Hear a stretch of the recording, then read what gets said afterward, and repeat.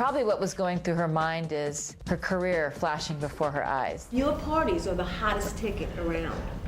They won't even give me a permit for the parties, man. They don't want me to throw the parties no more. I just kind of hit the wall and was just like, I can't do this anymore. You're gonna hear about my parties, they're gonna be shutting them down, they're gonna probably be arresting me. I like taking my hair out like this. It reminds me like when I was 16 in the Bronx. No limits, all dreamed. I just want a little bit of peace and love. When relationships fizzle out, there's always so many questions about how and why. And when it comes to today's situation, I think there's almost too many questions. So when it comes to celebrities and their ever-happening love lives, Jennifer Lopez is one of the most talked about in Hollywood. Now, she's in her post-Ben Affleck 2.0 era, but she's had her fair share of heartache. And recent events have brought her very, well, not troubled, but very interesting dating past into the limelight. Oh, you don't know what I'm talking about? Let's see if I can refresh your memory. So let's go back to the year 2000. Puff Daddy's having a 4th of July party, and there's some photos that we're seeing now that have reignited some buzz. There's an image of him in a bed with J.Lo, Aaliyah, Andre Harrell, Natane Adcock, and Damon Dash, and most folks are dressed in white, minus Puff Daddy, J.Lo, and Natane, adding to some intrigue. And then there's another photo. All you see, J.Lo, Puffy, once again, cuddled up on this oversized bed covered in white pillows that I wouldn't want to run a black light over. Fans on social media have reignited discussions around the resurfaced photos, with a lot expressing surprise and reevaluating Jennifer Lopez's silence amid all of this. They're also wondering, has she been left traumatized by what happened during that era? If you didn't know, Puff Daddy and J.Lo had a roller coaster of a relationship, and fans want to know, why did they break up and what don't we know about what happened there? Their relationship was one in the history books at the turn of the century, but it was also very turbulent, at least according to them. But they're like, oh no, we won't want to change a thing. You know, we learned from it, we grew from it. Okay folks, we're gonna set the timeline here. The duo dated from the year 1999 to the year 2001, so 2 years. And J.Lo claimed that Puffy was the first man to be unfaithful to her, but very specifically, not the ex who manhandled her. So we got that out of the way. But she decided to end the relationship for good after wondering one night, do I want to be home with offspring in 10 years wondering where somebody is at 3 in the morning? Now, when she has previously opened up about this dating history, she mentioned that the duo met just as they were entering stardom. J.Lo was preparing for the release of her debut album, which he helped to produce, and they became an official couple. I believe they actually technically met on the set of her If You Had My Love music video. Let me know in the comments if I'm wrong. Talking to CBS in 2019, J.Lo said that Puffy became kind of a mentor to her at that time. They had this crazy, tumultuous relationship that ended in a bang. Workplace relationships, folks. We've all had them. There's something. Despite the hardships in the relationship, J.Lo recalled the lessons that she was taught while they were together. She said, he gave me so many cues, taught me so many things. I'll always be grateful to him for that, and I love that he can be so supportive of me so many years later, and there's still so much mutual respect, admiration, and love there. And sure, that's a real cute PR statement, but this relationship was not all, ooh, so cute. These guys were arrested in December of 1999 after they and his bodyguard Anthony Wolf Jones and rapper Shine Barrow got involved in an argument at a club in New York that ended with the firing of weapons. So Puff Daddy, J.Lo, and Anthony left the club. They were chased by the police, and the authorities found a stolen weapon in the car they were driving. So back in the year 2000, J.Lo mentioned to Elle magazine that that whole night,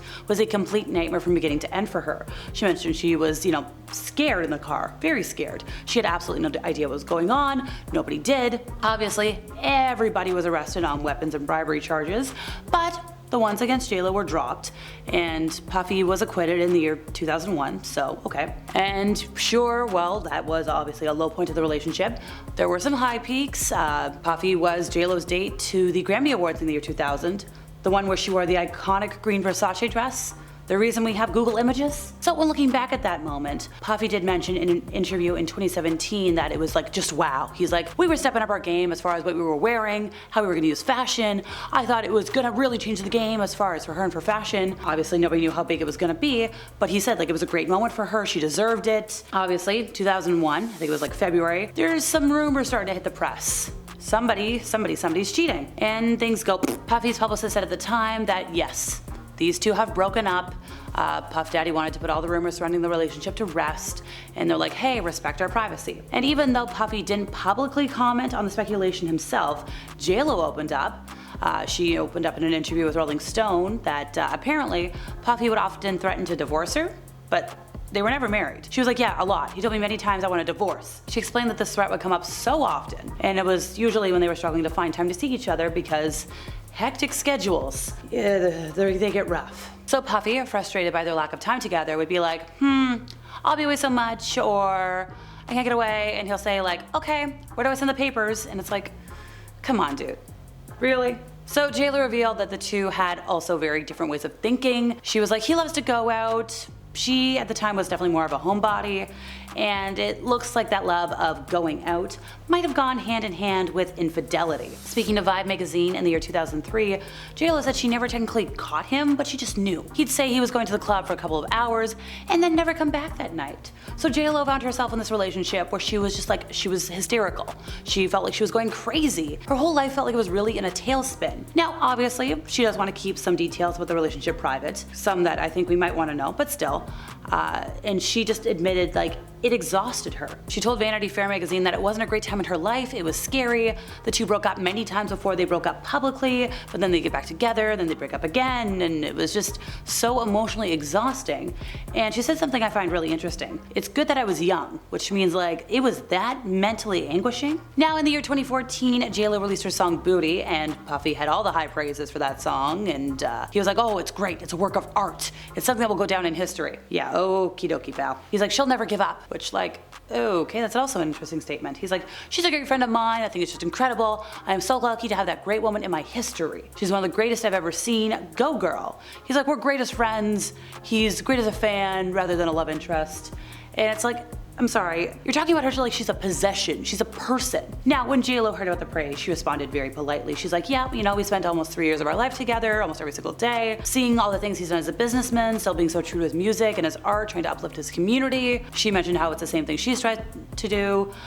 She once again mentioned that she felt like she learned a lot from him, and I get it. But once again, it still feels very staged, and I'd like to know what she's not saying. So, why are we talking about all of this? Well, earlier this year, J.Lo opened up about all of her relationships. Or pretty dang close. She had this documentary, The Greatest Love Story Never Told, and it was technically about her main relationship with Ben Affleck. I know, but they dated in the early 2000s, and then they rekindled their love in 2021, got married in 2022. It was one of the biggest will they won't they stories for the longest time, and now we're back in the never try that again situation. And in that documentary, she described being thrown around and manhandled by lovers. She didn't name names. And yes, I know, I mentioned earlier that she has said it wasn't Puffy, but still. She mentioned that there were people in her life who said I love you and then didn't do things that were kind of in line with the word love. And now she did clarify by saying like, I mean, I was never in a relationship where I got like harmed physically, but she's definitely been, you know, the subject of some unsavory things.